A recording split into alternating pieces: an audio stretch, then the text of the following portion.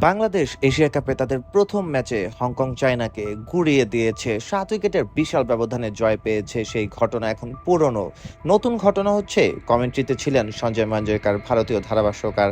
তিনি কিন্তু বাংলাদেশকে মাঝে মধ্যে করেই একটু ইঙ্গিতে খাটো করে দেখছিলেন। তিনি বলেছিলেন যে হংকং ব্যাটসম্যানরা নাকি বাংলাদেশের বোলারদেরকে প্রেসারে রেখেছে, কিংবা হংকং বোলাররাও নাকি বাংলাদেশের ব্যাটসম্যানদেরকে প্রেসারে রেখেছে।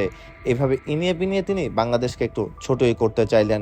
কিন্তু ম্যাচ শেষে যখন Liton Kumar Das man of the match হয়েছেন এবং ম্যাচ জয় হওয়ার যেই টাকাটা সেটা নিচ্ছিলেন, চেক নিচ্ছিলেন, তখন তিনি কথা বলছিলেন লিটন কুমার দাসের সাথে, তখনই কিন্তু তিনি মাফ চেয়ে ফেলেছেন। অর্থাৎ হাস্যোজ্জ্বলভাবে তিনি মাফটা চেয়েছেন।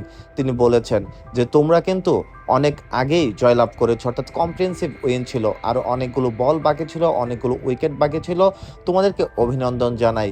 অর্থাৎ সঞ্জয় মাঞ্জরেকর শুরুর দিকে যেভাবে সমালোচনা করছিলেন বা ছোট ছোট ভুলগুলো ধরছিল বাংলাদেশ ক্রিকেট দলের, ম্যাচ শেষে কিন্তু তার এই সমস্ত কথা একদম উধাও হয়ে গেছে। বাংলাদেশ জবাব দিয়েছে তাদের মেধা দিয়ে। তাদের বোলিং পারফরমেন্স, ব্যাটিং পারফরমেন্স সব মিলিয়ে দুর্দান্ত ছিল।